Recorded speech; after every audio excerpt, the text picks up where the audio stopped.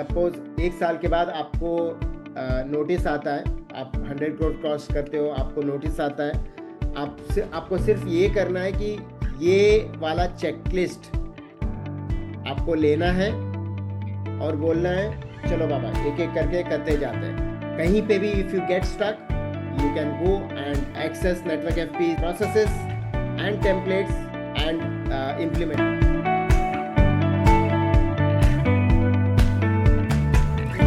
So today we will kind of summarize this entire thing, we'll showcase this entire thing, and we'll let you know that all this is available for you. But at the same time, we'll connect it with the compliance. Okay. So when we initially started this, we started this entire series from the compliance point of view.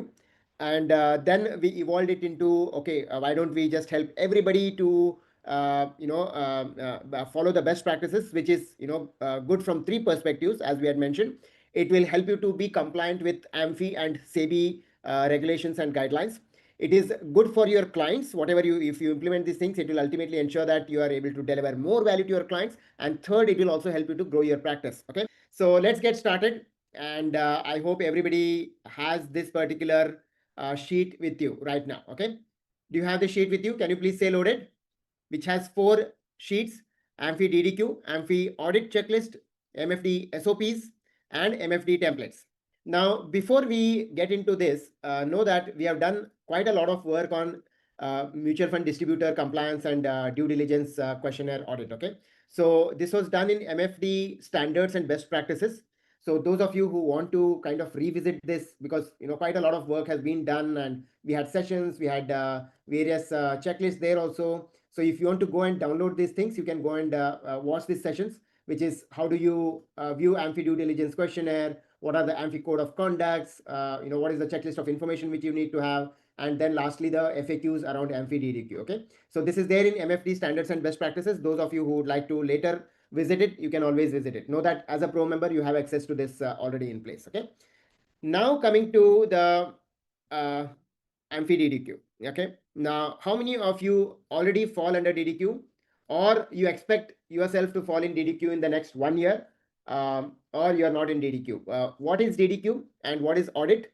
AMFI audit is applicable for those of us who have more than 100 crores of assets. Okay, there are 2-3 other criteria, but majorly if we have more than 100 crores of assets, we go through the audit, which is initiated by AMFI for mutual fund distributors, and which has been mandated by SEBI as part of the MFD regulations. Okay, everybody, can you please confirm on the chat? Are you there, or you expect to be there in the next 1 year, or not yet?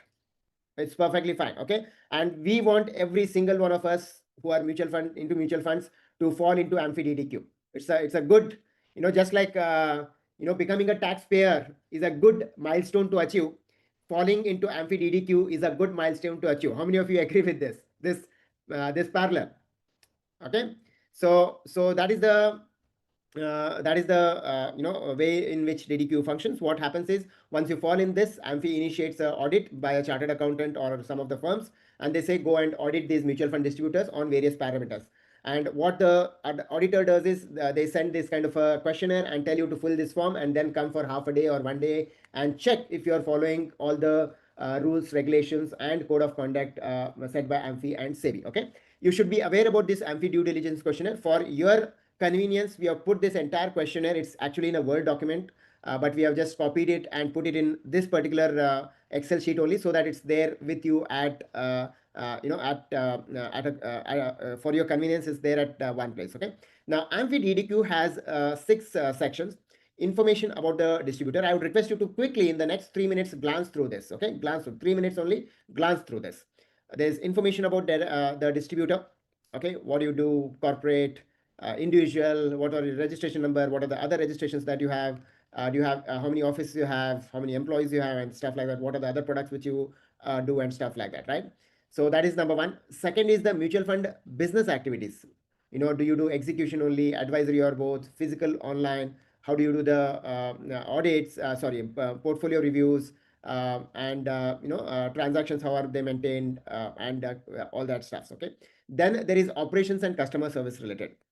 And why I'm sharing with you all these things, because everything that is done in the processes and the templates, MFD process templates in this entire 10-week series is built using this as a basis. Okay, is built using this as a basis. Okay, so know that if you are following all this SOP process and templates, you will be very easily able to answer any of these questions and be compliant with these questions. Okay, section 3 is about operations and customer related services. How do you do give out the information, and how do you do the transactions, and do you have any website, and how do you handle the processes, grievances, complaints, and stuff like that. Okay, then the compliance and risk management. Again, here there are things about how do you do the product suitability, risk management, are all your team members having ARN registration, have the UN number, and various things. Okay, now this is compliance, and this is the longest part of the entire audit, so you take time to go through this. Human resources management. Now what AMFI and SEBI wants to ensure is that you are a mutual fund distributor, great, we know that you will do well, but are your team members who are interacting with clients will also comply with our code of conduct and guidelines. Okay, that the AMFI and SEBI are very, very keen, and rightfully, that as much as you follow and abide by the compliance, your team members also follow and abide by the code of conduct and compliance. Okay, and that's why there's a separate section on human resources management. Are you giving proper training? Do you have are you checking on their code of conduct and things like that? Now, as much as employees, it's also the sub broker. Suppose you have a sub broker model, not an employee model, where you're taking other people on a brokerage sharing model, not really on the employment, that is you're paying a salary. Instead of paying the salary, you're sharing the brokerage with your sub brokers. Okay, that is also applicable here. Okay, and last is the legal stuff, some small things about do you have any cases pending with you, and stuff like that. Okay, so these are the 6 sections. I reiterate, the auditor will first send you this DDQ, give you some time, maybe 2 weeks, 3 weeks time, and then come and do the audit. Okay, you submit this DDQ, and then they come and do the audit. Okay, that's the process that is followed. Now, based on this DDQ, we prepared a checklist. Okay, what are the various informations and templates, various reports or records which you should maintain, so that it becomes easier for you to fill this form and show the auditor the things in a very seamless way. Okay, so you should maintain the ARN card of all your team members yourself. You should maintain the list of UN numbers, or you should maintain the list of AMCs you work with. And these are the same sections that you saw in the DDQ. Okay, now, and in the business activities, you should have the customer profiling process, investor risk profiling process.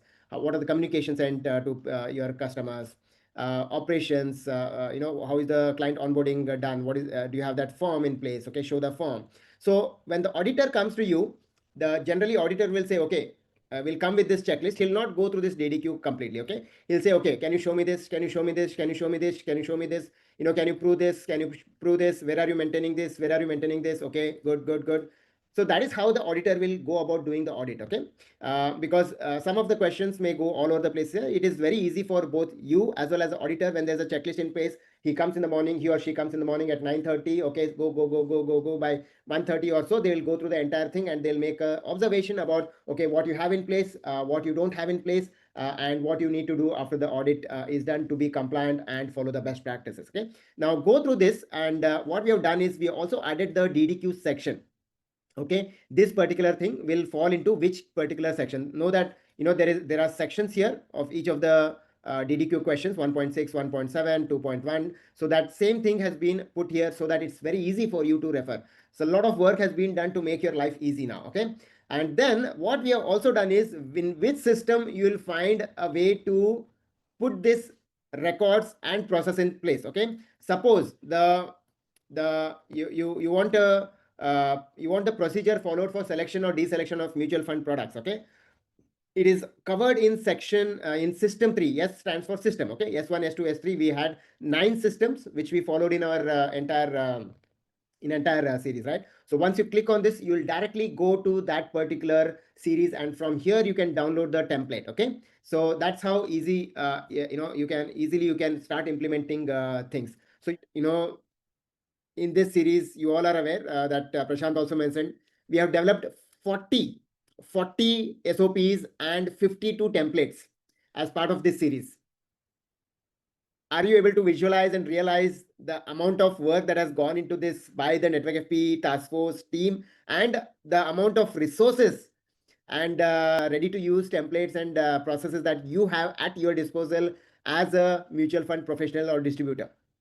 Okay, you know that I have access to this in my pro membership login. I simply go there.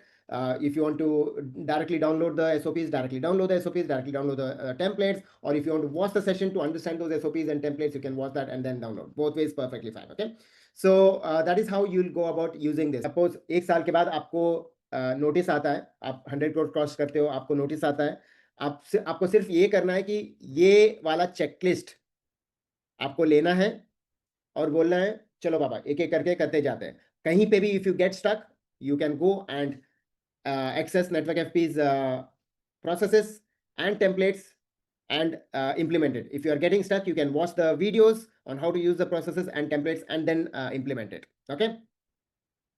Are you able to visualize how easy will be your compliance when it comes? How easy your audit will become when it is due for you? Absolutely nothing, zero, which has been left out from this DDQ and from this checklist. Okay, like literally you can have everything that you need to be able to face the auditor to be compliant with AMFI and SEBI regulations. Dave is asking a very good question. How much time it takes for a newbie to prepare all this?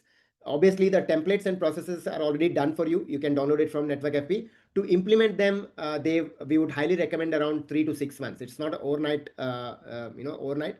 You'll have to give it like 3 months to 6 months to be able to put most of the things in place that are relevant to you. Are you able to visualize your audit time? क्या होगा आपका जब audit आएगा, आप कैसे होगा? Auditor आपको notice भेजेंगे, आप बोलेंगे नोटिस आ गया, great, let me go to the network FP checklist, templates and processes. इसमें से क्या क्या है ऑलरेडी टिक मार्क करेंगे, है तो बहुत अच्छी बात है, नहीं है तो क्या करेंगे आप? नहीं है तो आप ये एसओपी डाउनलोड करेंगे, ये टेम्पलेट डाउनलोड करेंगे और इम्प्लीमेंट करेंगे, and then you will get ready for the audit. I must tell you, the auditor will say, आपको पता नहीं है, आपने सिर्फ आपका काम आसान नहीं किया, आपने ऑडिटर का काम भी बहुत आसान किया है by following all this process and templates. Okay, good.